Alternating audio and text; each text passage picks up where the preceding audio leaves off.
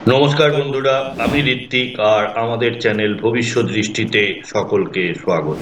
বন্ধুরা, কোনো জাতক বা জাতিকার জন্ম পত্রিকাতে মঙ্গল যদি 11th হাউসে থাকে, অর্থাৎ এই ঘরে মঙ্গলদেব অবস্থান করেন, এই অবস্থানটা খুব ভালো অবস্থান। এনারা অনেক অর্থ উপার্জন করে থাকেন, এনারা বন্ধুদেরকে খুব সাহায্য করে থাকেন।